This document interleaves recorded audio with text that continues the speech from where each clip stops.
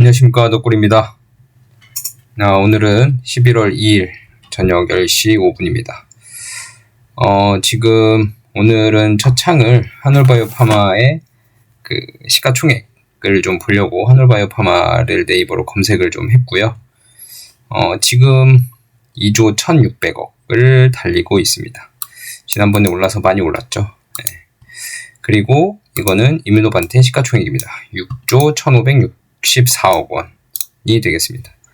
자, 그러면 6조 1,500억 원과 2조 1,600억 원 정도면 거의 3분의 1 토막 수준이거든요. 시가총액의 비교가. 물론 뭐 미국에 상장된 주식이고 코스피에 상장된 주식이고 하지만 미국에 상장된 주식이라서 비싸고 코스피에 상장된 주식이라서 싸고, 이거는 사실 코스피가 과거에 뭐 상법 개정이나 그런 거버넌스 이슈나 아니면 그런 뭐 주주들에 대한 환원 조치나 아니면 여러저러 이유들 때문에 코스피에 대한 할인율이 있기 때문에 사실 재평가를 받지 못하고 있다고 많이들 생각을 하셨어요. 근데 지금은 코스피가 많이 올라오기도 했고, 뭐 물론 뭐 삼성전자나 SK하이닉스나 그런 AI 관련된 산업군의 성장의 기대감으로 지금 실적 장세를 통해서 올라온 것도 있지만, 물론 그 전에 삼성전자나 SK하이닉스의 그런 실적이 발표되기 전에부터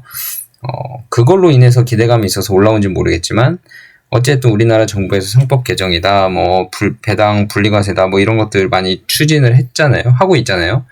그런 것들로 인해서 주식시장에 대한 신뢰도가 좀 많이 올라간 측면도 있어서 코리아 디스카운트가 많이 좀 해소가 되고 있는 상황입니다.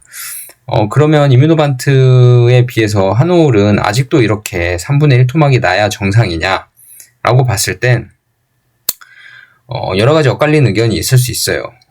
그래서 한올이 너무 싸다, 시가총액 비교만 했을 때 너무 싸다라고 봤을 때 정말 이게 적정 가치라고 봐서 싼 건지, 아니면 원래 더 올라가야 되는데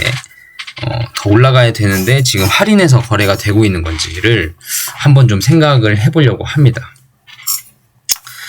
그래서 보시면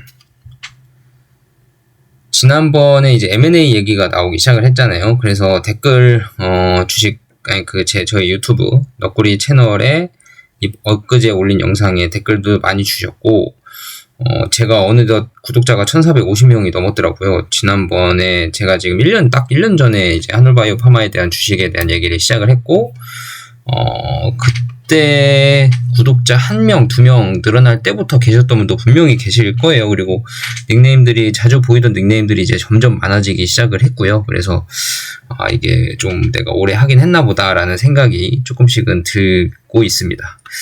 끝까지 이렇게 구독 눌러주시고, 취소 안 해주시고, 계속 따라와 주신 분들 너무 감사드리고, 지난번에서도, 심땡님께서 또 슈퍼땡스 후원을 해주셨고요. 너무 감사합니다.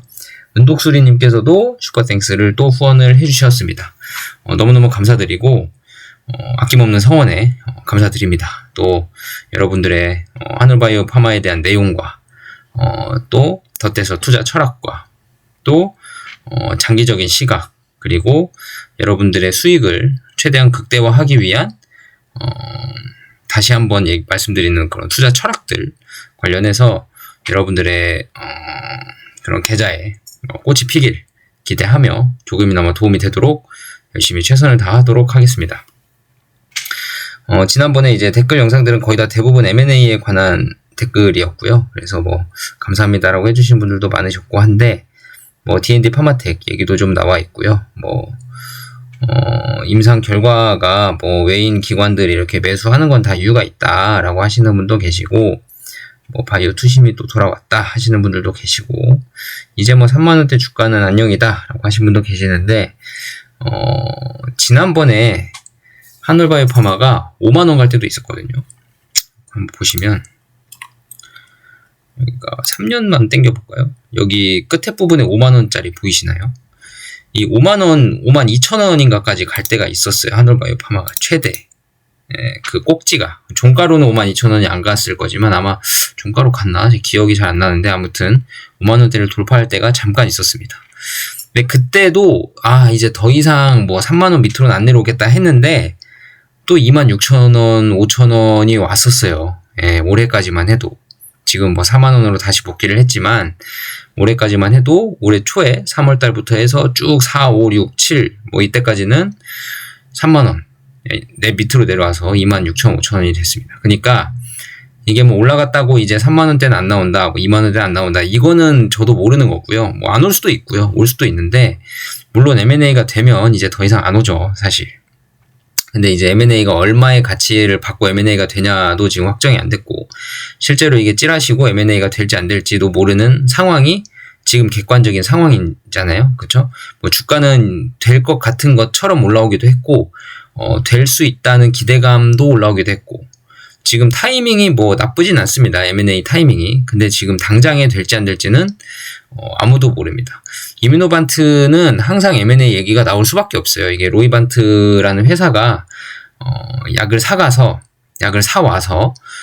그 약을 임상실험을 하기 위해서, 하늘바이오파마의 약을 사와서, 로이반트가 사와서 그 임상실험을 하기 위해서 만든 회사가 이뮤노반트고, 그 이뮤노반트는 하늘바이오파마 물질 말고는 없는 회사인데, 로이반트의 사업 구조가 그 이뮤노반트가 임상하고 있는 임상을 진행을 하면서 기업의 가치를 높여서 다른 회사에 더 높은 가격에 팔아서 로이반트가 수익을 챙겨가는 그런 사업 구조를 가지고 있기 때문에 이뮤노반트는 언젠가는 M&A가 되긴 될 겁니다. 근데 그게 이제 2년 전에도 얘기가 나왔고 3년 전에도 얘기가 나왔고, 자꾸 M&A에 대한 기대감들 연말에 조금 붙는 느낌이 없지 않아 있긴 해요. 그래서 여러분들이 M&A에 대한 기대감을 갖고 지금 생각은 하고 계시는 건 좋은 거지만, 사실 이게 M&A가 될지 안 될지는 정말 까봐야 아는 거고요.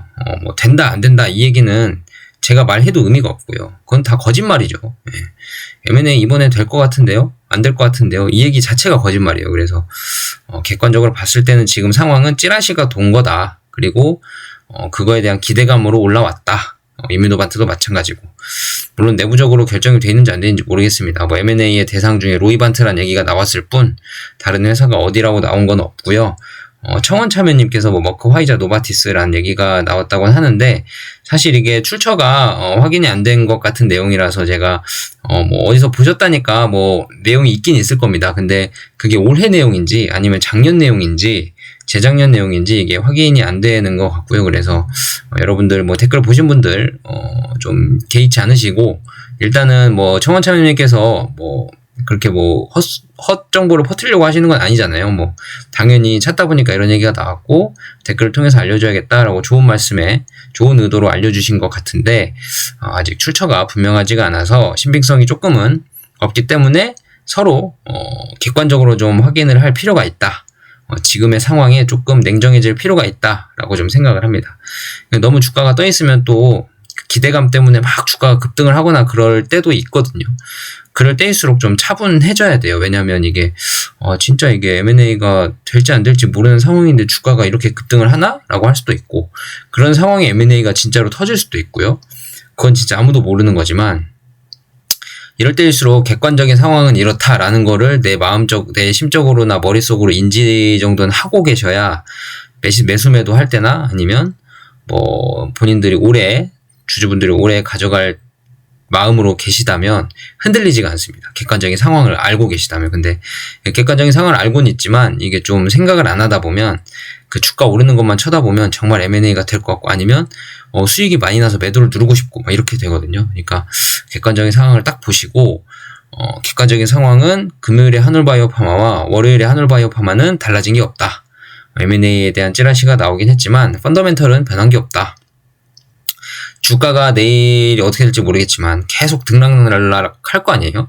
오를 수도 있고 떨어질 수도 있고, 오르다가 떨어지고 뭐 보합권을 유지할 수도 있고, 뭐 그거는 아무도 모르고, 내일 22%가 어제 올랐지만 금요일에 올랐지만 월요일 딱 되고 만약에 주식장이 안 좋아서, 뭐 미국 선물시장 같은 게 떨어지면서 주식장이 안 좋아서 투심이 악화되면 또 마이너스 10% 때려 맞을 수도 있는 겁니다. 예, 그거는 아무도 모르는 거예요. 뭐 그럴 리는 거의 없겠지만, 펀더멘털 이상이 없는 한 마이너스 10%까지는 수급으로만 빠지진 않겠지만, 아무튼 뭐 주식 가격은 예측이 불가능하다. 그러면 어제의 한올바이오파마와 오늘의 한올바이오파마는 달라진 게 많이 없는데, 거의 없다고 봐도 되는데, 주가만 이렇게 2, 3%, 3, 4% 위아래로 왔다 갔다 하는 거 가지고 내가 41,000원일 때 팔았어야 됐는데 지금 38,000원 됐네 하고 그때라도 매도를 눌러야 되느냐, 아니면 41,000원이 38,000원 됐네, 지금이라도 좀 사야겠다고 매수를 눌러야 되느냐, 아니면 41,000원이든 38,000원이든 나는 오래 가져갈 거다 하고 관망을 해야 되느냐,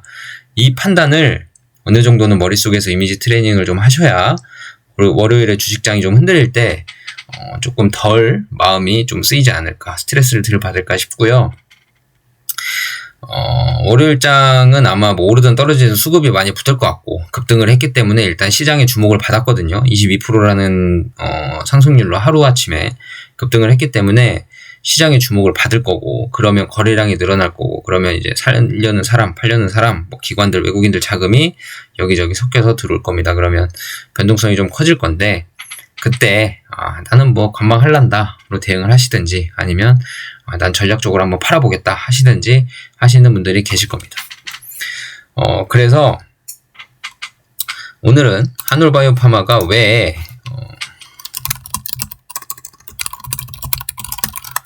이뮤노반트 주가의 3분의 1 수준밖에 안 될까를 좀 보려고 해요.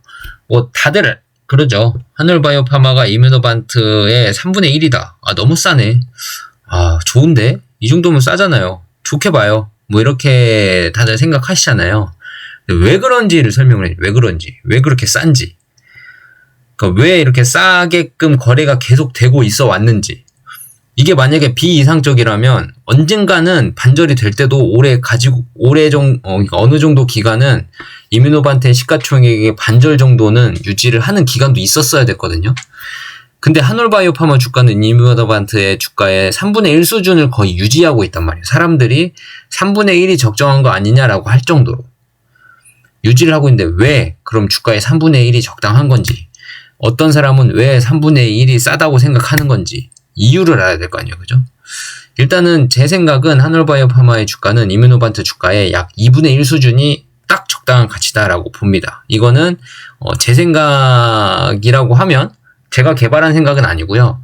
엄민용 연구위원님이나 뭐 그때 DS투자증권이었나 뭐 어떤 연구위원님들의 생각들이 2분의 1로 레포트가 많이 나왔었어요. 뭐 우리나라 애널리스트 분들 역량 있으신 분들 많습니다. 저보다 더 많이 분명히 훨씬 더 많이 하시고요.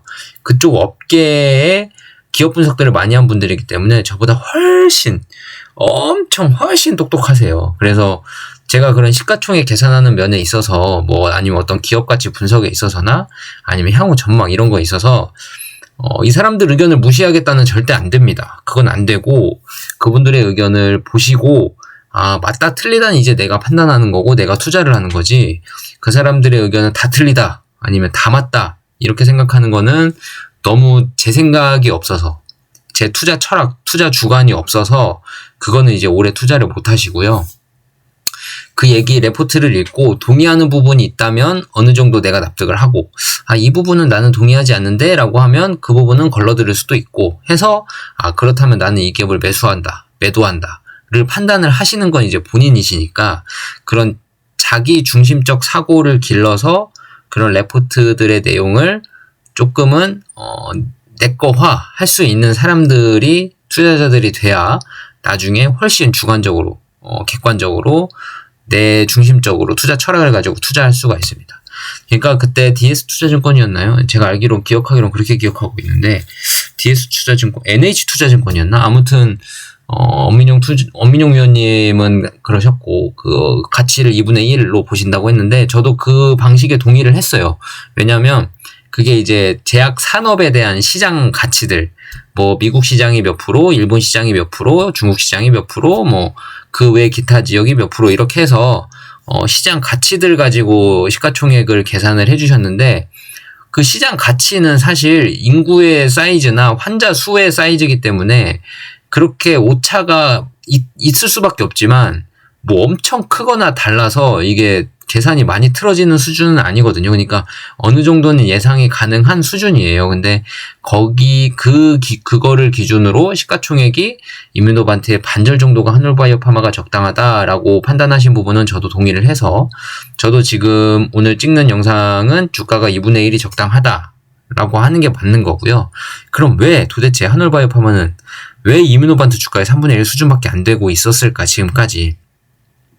그 이유를 좀 제가 생각을 해봤어요. 이 정답이라는 건 아닙니다. 주가에 정답은 없습니다. 모든 사람들의 심리와 기업의 펀더멘탈과 시장의 상황과 금리와 이런 것들이 모두 녹아져 있는 게 주가이기 때문에 얘 때문에 이렇습니다라고는 하지는 못하지만 제 추측 정도만 말씀을 좀 드리면, 일단 코리아 디스카운트, 아까 말한 거죠.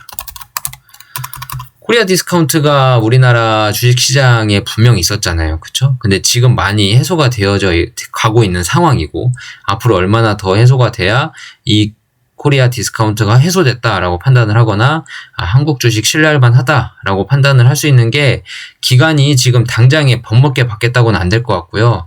어느 정도 시간이 좀 필요할 것 같아요. 법도 바꾸고 실제로 그게 기업들에게 적용도 될 수 있는 시간이 필요하고요. 기업들이 적용도 해서 주주들의 이익이나 가치가 회사의 주된 목적이다라는 것들이 조금은 보여지고 실행에 옮겨져야 이게 대한민국 주식시장 투자할 만하구나라는 신뢰도까지 가기가 시간이 짧게는 수년에서 수십 년까지 걸릴 수도 있는 상황입니다. 그러니까 코리아 디스카운트가 지금 당장 해소됐다라고 보긴 어렵고요. 근데 분명한 건 해소되어 가는 과정이다. 그러면 코리아 디스카운트가 주가를 많이 눌러왔다면 지금은 해소되어 가고 있는 과정이라고 볼 수 있는데, 그러면 한올은 이뮤노반트의 시가총액의 3분의 1은 탈피해야 하지 않나?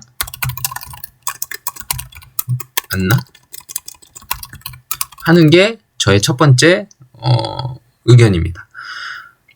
하늘바이오파마가 이뮤노반트 주가의 3분의 1 정도 난 거는 옛날부터 계속 그래 왔어요. 코리아 디스카운트가 적용이 되고 있는 그 시절에도.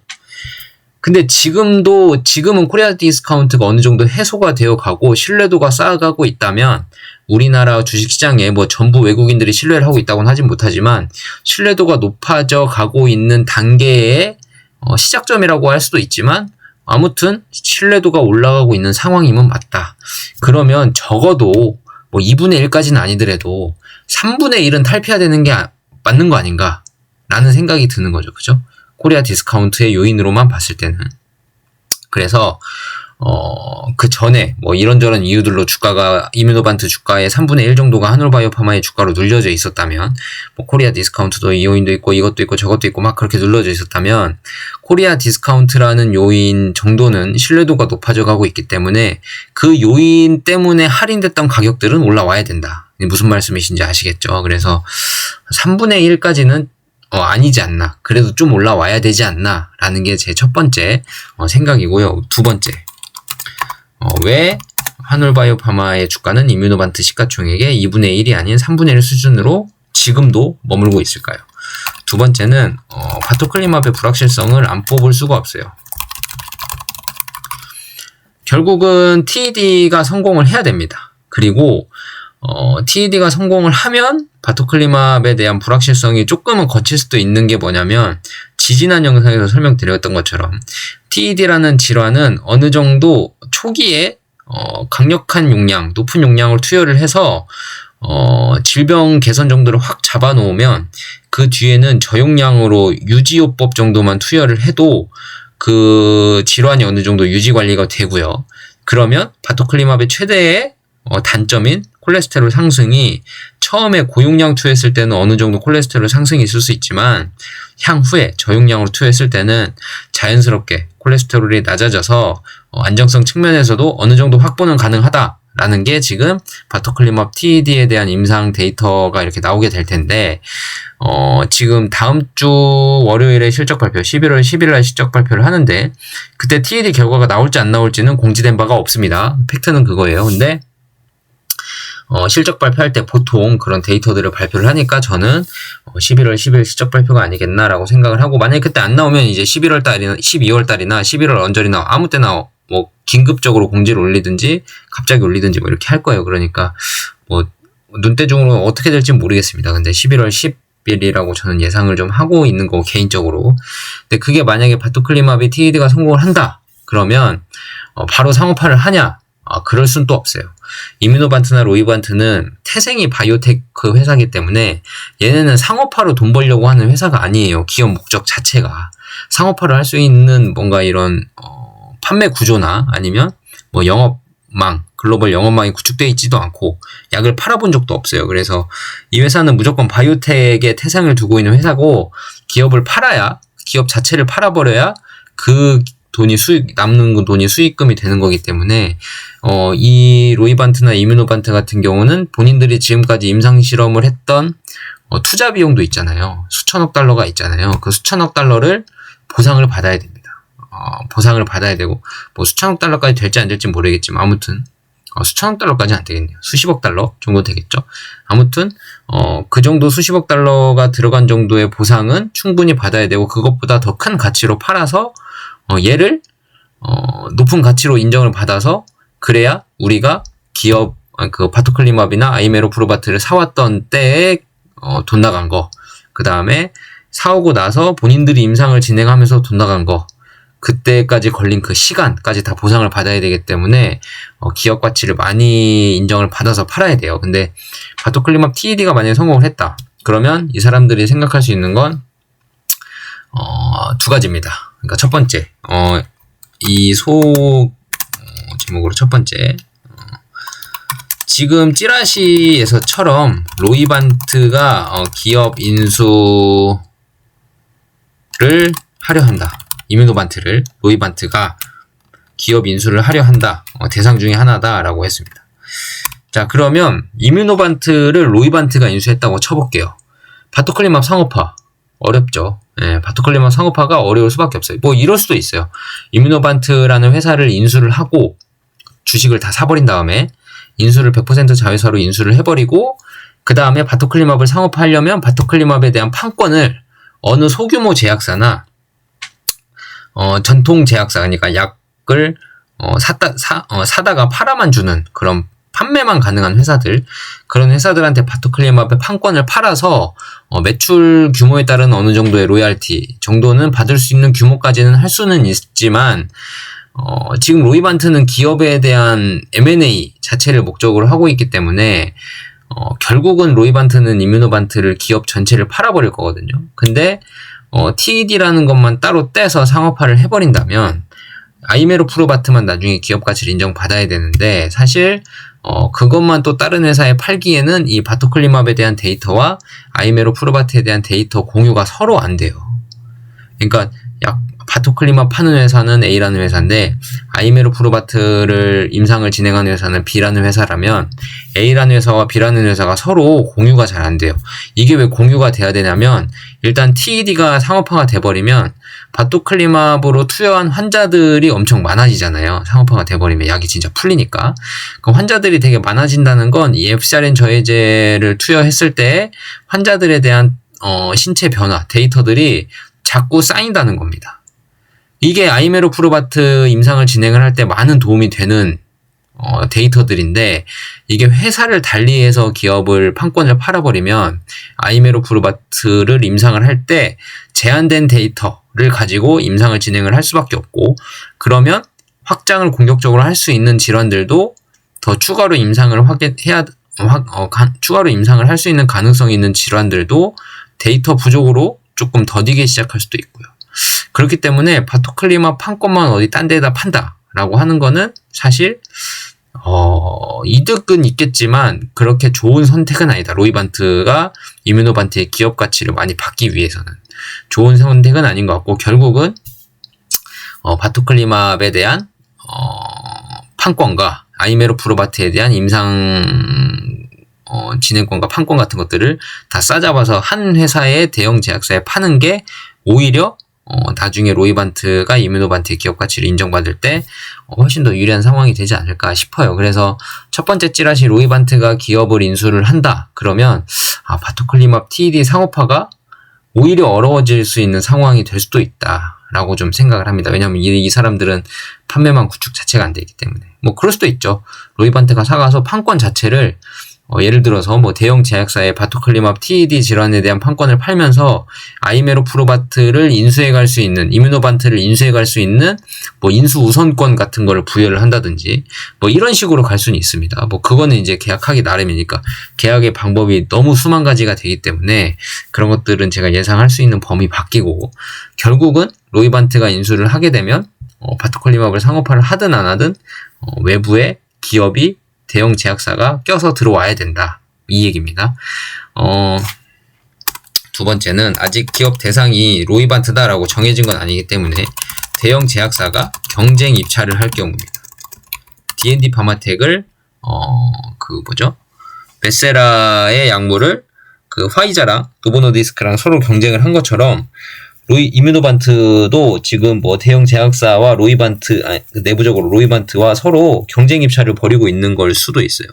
근데 이제 대형 제약사 입장에서는 로이반트가 M&A를 해서 가져가 버리면 나중에 M&A를 할 때 로이반트가 부르는 게 값일 수도 있거든요. 그렇기 때문에 지금 이사회가 이뮤노반트에 따로 있을 때 로이반트로 아마 이뮤노반트가 다 인수가 돼버리면 이제 로이반트 손아귀에 들어오는 거기 때문에 로이반트가 모든 걸 결정을 할 거고, 로이반트가 뭐 기업의 가치를 얼마에 팔겠다라고 높게 잡아버리면 좋은 회사들 중에서도 높은 가격을 지불하고 사가야 되는 뭐 이런 상황이 올 수도 있는데, 지금은 이뮤노반트라는 회사가 따로 상장이 되어 있고 이사회가 따로 꾸려져 있긴 해요. 근데 로이반트의 지분이 높아서 사실 그게 뭐 큰 의미가 있나 싶긴 하지만, 아무튼 로이반트가 지금 이뮤노반트를 장악하려고 하는 이유 중에 하나가 그때 과거 텔레반트였나요? 로슈의 약물을 한번 팔았거든요.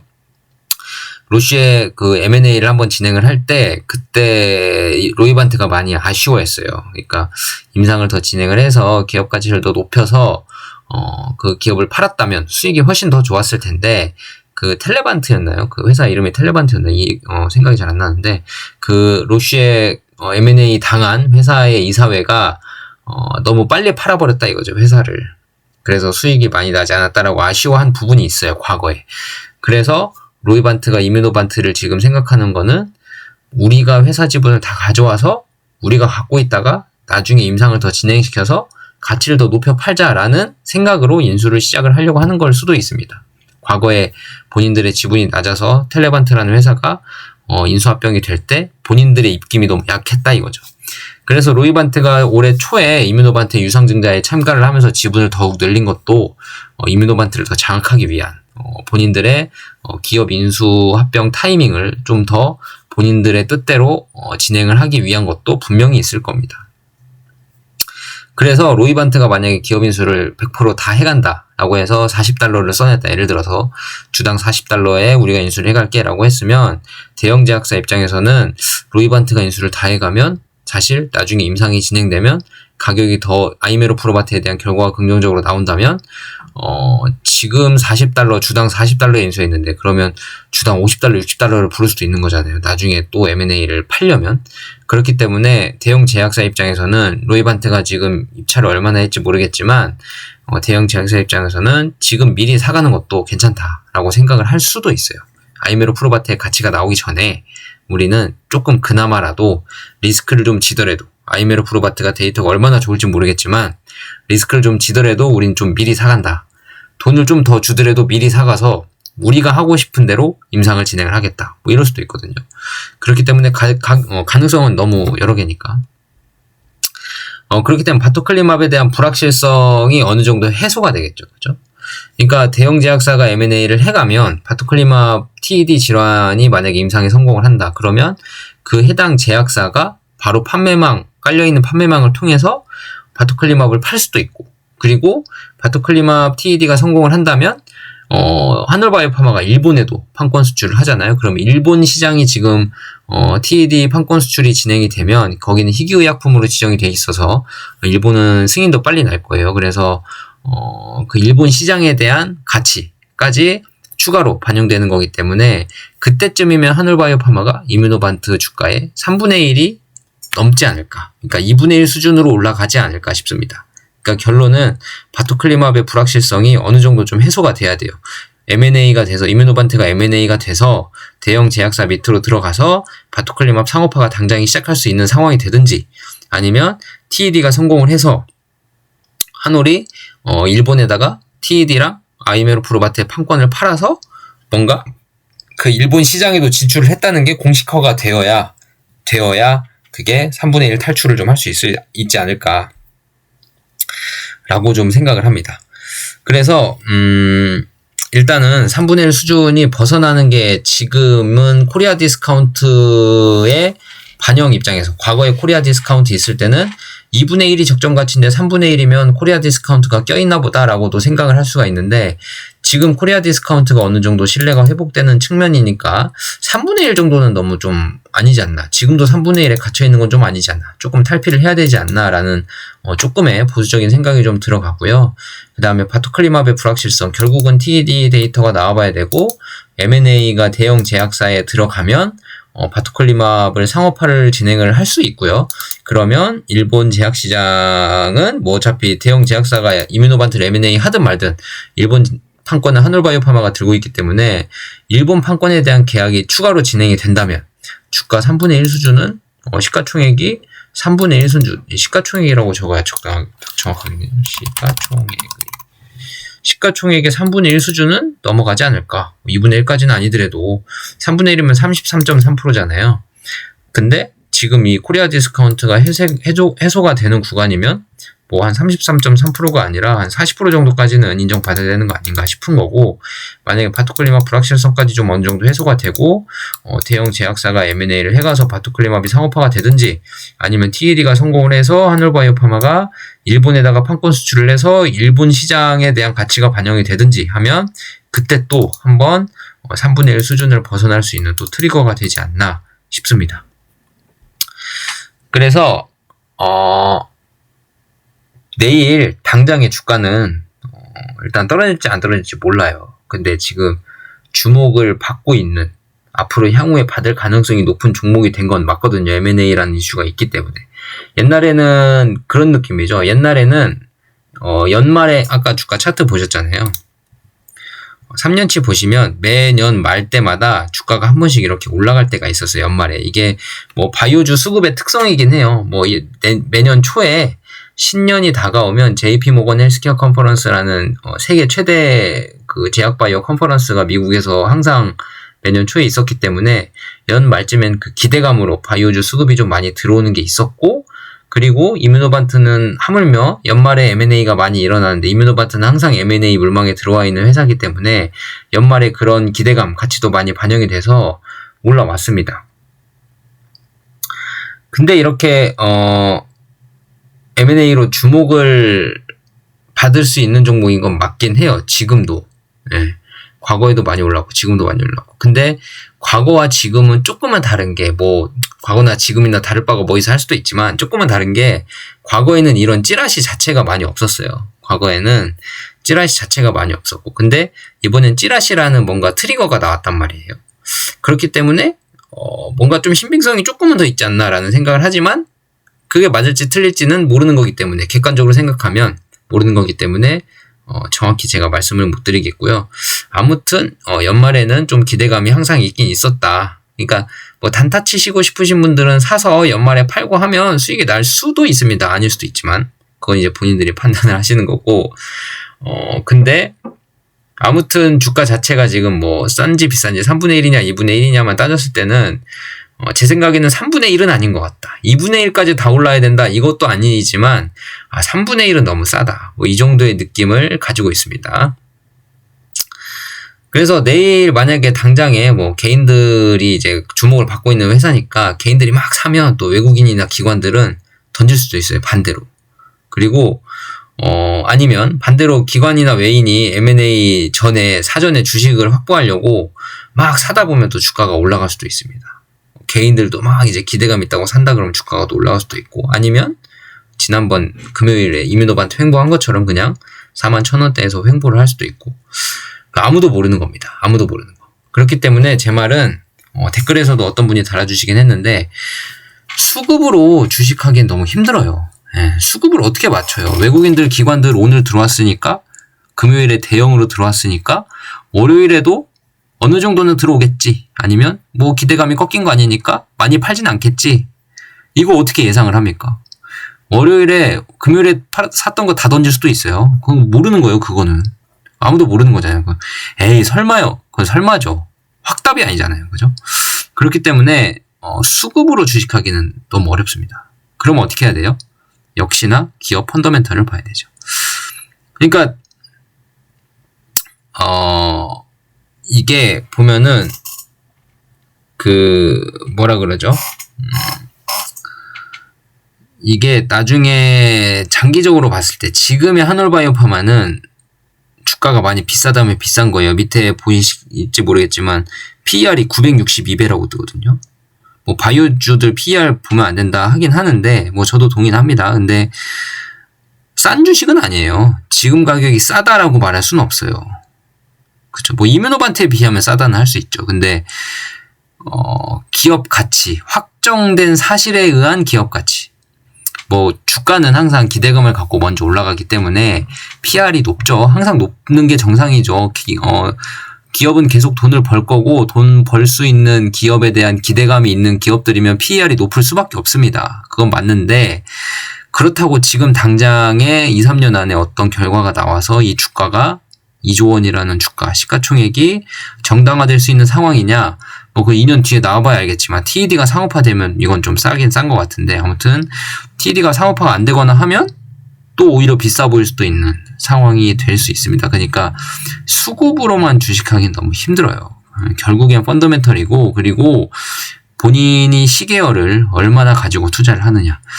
뭐 예를 들어서 나는 2주 안에 쇼부 본다. 찌라시 터졌으니까 2주 안에 그래도 10% 한 번은 찍지 않을까. 느낌상 그러지 않을까. 지금 전고점까지 왔기도 했고 한 번은 찍지 않을까? 라고 생각하시는 분들이 계시다면 2주간 보면은 지금 주가가 싼 걸 수도 있고요. 아니면 2주 동안은 떨어질 것 같은데 급등해서 이제 좀 조정받지 않을까? 한 2, 3주는 조정받을 것 같은데 라고 생각하면 또 못 사는 거고요. 그러니까 이렇게 단기적으로 생각하면 수급에 따라 영향을 받기 때문에 주식을 하기가 너무 힘들어요. 저는 어떻게 수급으로 주식하시는지 잘 모르겠어요. 근데 아무튼 근데 이제 시계열을 10년으로 보면 지금 주가는 어떻게 생각하세요? 너무너무 쌉니다. 그럼 이 사람들이 예를 들어서 단타로 온 사람들이 그래 그럼 10년 갖고 가야겠다. 이게 될까요? 안 됩니다. 절대 못해요. 지금 단타로 만약에 들어왔는데 운 좋게 지금 따고 있단 말이에요. 근데 제 영상을 딱 보셨어요. 처음에 오셔가지고 막 요즘에 구독자 많이 늘었던데 처음 오신 분들 많으시단 얘기죠. 만약에 제 영상을 딱 봤어요. 근데 10년 동안 좋다는데 나 그럼 10년 들고 가봐야겠다 하시는 분들 들고는 갈 수 있습니다. 근데 한 2배 오르면 팔걸요. 아마 3배 오르면 팔고. 그러니까 처음에 기업 가치를 보고 공부해서 만약에 이 회사 CEO다, 아니면 이사회다, 아니면 기업의 펀더멘털이다, 이 산업의 구조다, 이약의 약물에 대한 원리다, 이것저것 등등 공부해서 만약에, 한 달간 내가 공부를 해보고 확인을 해봤더니, 이 기업 괜찮은 것 같은데, 한 10년 모아야겠다. 10년 동안 주식 계속 사서 모아야겠다라고 생각하신 분이랑, 어쩌다 사가지고 들어왔는데 10년간 좋다네? 한번 버텨봐야지라고 하시는 분이랑은 차원이 다릅니다, 차원이. 만약에 이게 10년 뒤에 100배가 간다고 해도, 10년 동안 들고 가실 분은 난 10년 동안 모아갈 거야 라고 생각하신 분은 들고 갈 수 있어요. 근데 단타로 얼핏 들어왔다가 한 1년, 2년 돼보니까 주식이 2배, 3배 됐단 말이에요. 못 버팁니다. 바로 팔아요. 3배도 많이 먹었죠. 1년, 2년 뒤에 3배면 많이 먹었습니다. 그런 사람들 팝니다. 근데 팔 때는 잘 팔았다 하고 다음날 떨어지면 역시 꼭대기에서 잘 팔았구나 하실 겁니다. 근데 10년 뒤에 갔더니 100배가 돼 있다면 100배거를 인생에 한 번 만날까 말까 하는데 놓쳤다. 이런 생각이 드시겠죠. 한올이 10년 동안 100배 간다는 내용은 아닙니다. 아예 가능성이 없는 건 아니지만 그렇다고 꼭 100배 간다 이건 아니에요. 다들 아시죠? 예를 든 거. 그렇기 때문에, 지금 투자 들어오신 분들 중에서 뭐 공부를 해봐야겠다 하시는 분들은 이제 관망하면서 공부하시면서 본인들이 판단이 섰을 때 주식을 더 사시든지 아니면 그대로 들고 가시든지 해서 10년 동안 들고 가야겠다를 해야지, 잠깐 들어왔다가 너구리 유튜브 보니까 좋다네, 아이고 얘는 하늘바이오 파마밖에 안 하네, 믿을만 하네, 갖고 있어 보지 뭐 하시는 사람들은 한 30% 먹고 아니면 한 50% 올랐다가 30%까지 다시 떨어지면 지금이라도 팔아야지, 많이 먹었네 하고 다 도망가실 분들이에요. 제가 안 봐도 비디오입니다. 저는 10년 동안 안 팔 겁니다. 참고로. 최대한 제가 급전이 필요하면 언젠간 팔아야겠죠.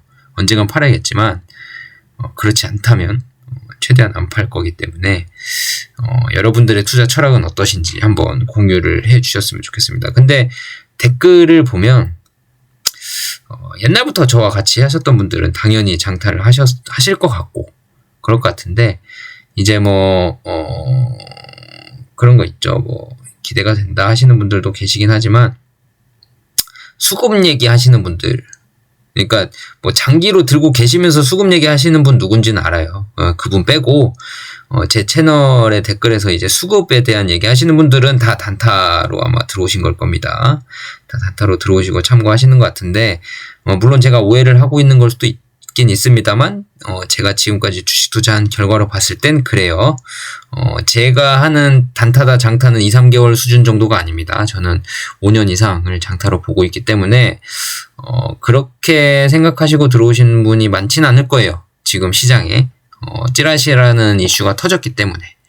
근데 저는 지금 41,000원 돼서 와 22% 올랐네, 많이 올랐네 하는데 10년 뒤엔 그럴 것 같아요. 한울이 만약에 10년 뒤에 뭐 100만원 가 있다 그러면 와 한울이 4만원일 때도 있었네, 그때 열심히 많이 샀지, 이 생각하게끔, 야 한울이 4만원일 때가 있었어, 와 100만원일 때 누가 지금 4만원일 때 사서 100만원까지 들고 간 사람 거의 없을 텐데, 아무도 없을 텐데 할 때 저는 그 사람이 되고 싶은 뭐 지금 그런 철학입니다. 많이 지금까지도 오래 모아오기도 했고요. 많은 기업을 계속 쳐다봐 보기도 했고 열심히 연구하기도 했고요. 물론 제가 공부한다고 제가 공부한 만큼 확신이 생긴다 그래서 주가가 그대로 가지도 않습니다. 그렇게 갔으면 공부한 사람들, 공부 잘하는 사람들 주식으로 다 떼돈 벌었죠. 아인슈타인인가 뉴턴도 주식으로 돈 잃었다고 하잖아요. 그렇게 수학 잘하시는 분들이. 왜 그래요? 주식은 철학이니까. 아무리 공부해도 제 확신이 생긴다 그래서 주가가 그렇게 절대 안 가요. 지금 41,000원 갔다가 2만원 또 갈 수도 있습니다. 25,000원 또 갈 수도 있고요. 무슨 악재가 터져서 3만원 밑으로 또 내려올 수도 있고요. 2만원 밑으로 갈 수도 있고 아무도 모릅니다. 단 그때 됐을 때 이 기업의 펀더멘털이 흔들렸는지 안 흔들렸는지 정도는 확인을 할 수 있어야 진정한 장기 주주가 되는 거죠. 주가 때문에 마음이 흔들릴 수는 있지만 펀더멘털이 흔들리는지 안 흔들리는지 정도는 확인이 가능해야 돼요. 그래야 주식을 오래 들고 갈 수 있습니다. 주가가 흔들린다고 내가 흔들려버리면 펀더멘털이 좋은지 안 좋은지 이 회사를 모르면 내가 흔들려요. 흔들릴 수밖에 없어요. 사람이라는 게. 19,000원 돼서 더 살 수 있는, 지금 41,000원인데 한올이 19,000원 됐다고 더 살 수 있는 용기는 펀더멘털을 알고 있는 사람 아니면 못합니다. 그거. 마이너스 50, 60%, 70%가 났는데 많이 떨어졌네, 이 회사 더 사야지라고 용기를 부리는 사람은 펀더멘털을 아는 사람, 이 이사회가 어떻게 구성되어 있는지 아는 사람, 이 이사회가 뭘 노리고 있는지 아는 사람들은 더 살 수 있죠. 근데 주가만 보고 들어오신 분들은 절대 못 산다. 손절을 치면 쳤지 절대 못 산답니다. 이거는 제 경험상 느낀 내용이고요. 아무튼 내일 주가가 좀 기대가 되기도 해요. 사실 저는 뭐 이뮤노반트랑 비슷할 것 같아요. 부합일 것 같아요. 왜냐면 사람들 심리가 단타 하시는 분들이나 뭐 우리나라 투자자분들, 장기 하시는 분들 많아지긴 했지만 아직까지는 제가 봤을 땐 찌라시로 급등을 한 내용이기 때문에 이뮤노반트가 횡보하면 이뮤노반트 횡보한 만큼 횡보를 해야지, 만약에 더 급등을 하면 당연히 단타 하시는 분들이 이뮤노반트는 보합인데 한올은 4% 올랐네, 지금이라도 던져야겠다 하고 4% 먹고 나오실 거고요. 눈에 뻔합니다. 이뮤노반트 횡보인데 마이너스 5%네, 좀만 더 사야겠다 하고 나중에 보합될 때 팔아야지 라고 생각하시는 분들, 눈에 뻔합니다. 그래서 내일 좀 보합이 될 것 같고, 만약에 운 좋게 한올바이오파마가 제가 말씀드린 것처럼 시가총액의 3분의 1이 아닌 2분의 1 수준으로 달려가기 위한 신용을 한다면 내일 또 한 번의 상승이 충분히 있을 수 있죠. 저도 물론 그런 기대를 하고 있고 그러길 바라지만 뭐 저는 떨어져도 그만 안 떨어져도 그만 10년 동안 안 팔 거기 때문에 계속 꾸준히 모아갈 거기 때문에 지금 10년 이후에 지금 4만 원도 너무 비싸서 사실 저는 뭐 평단이 올라가건 말건 상관없이 주식 수 늘리는 게 목적이거든요. 지금 10년 동안 주식 수를 최대한 늘려놔야 나중에 불어날 때 크게 불어날 거 아니겠습니까? 그러니까 저는 꾸준히 모을 건데 여러분들의 투자는 여러분들이 판단하에 하시는 게 좋을 것 같습니다. 여기 써있죠? 네. 참고하시고 지난번에 댓글 달아주신 분들 너무 감사하고요. 댓글 개수가 너무 많아서 제가 좀 바빠지긴 했지만 바빠지는 게 더 좋습니다. 댓글 더 많이 달아주시고 좋아요 숫자가 많이 늘었습니다. 더 늘었으면 좋겠습니다. 제 욕심입니다. 좋아요 이거 클릭하는 거 어려운 거 아니니까 터치 한번 해주시고 좋아요 꼭 눌러주시고 구독하기는 제 사랑입니다. 구독하기는 여러분들이 해주셔야 제가 이런 투자 철학이나 한올바이오 파마에 대한 펀더멘털 아니면 뭐 경영진에 대한 얘기가 있다면 최근에 뭐 그 정승원 CEO님께서 자사주 주식 매수 선택권 행사를 하셨죠.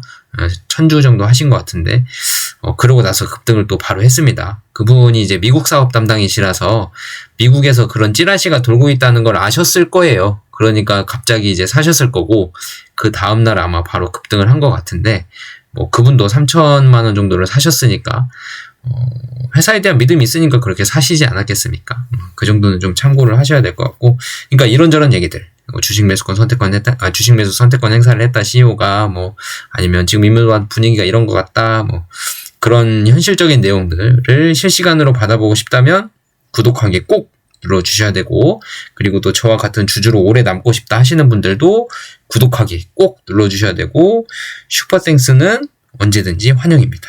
언제든지 감사드리고 언제든지 최선을 다하기 위해 노력을 할 수 있는 그런 동기부여가 충분히 되니까요. 슈퍼땡스 많이 활용해 주시면서 저에게 후원해 주신다면 너무너무너무 감사하겠습니다. 오늘은 늦었으니까 영상을 이것으로 마무리를 좀 하고요. 내일 또 한 번의 급등이 나오길 기도하겠습니다. 물론 제가 좀 비싸게 사긴 해야 되지만 갖고 있는 여러분들의 그런 수익을 위해서 급등이 한 번 더 나오길 기도를 하면서 이 영상 마치도록 하겠습니다. 그러면 다음 영상에서 또 찾아뵙도록 하겠습니다. 감사합니다.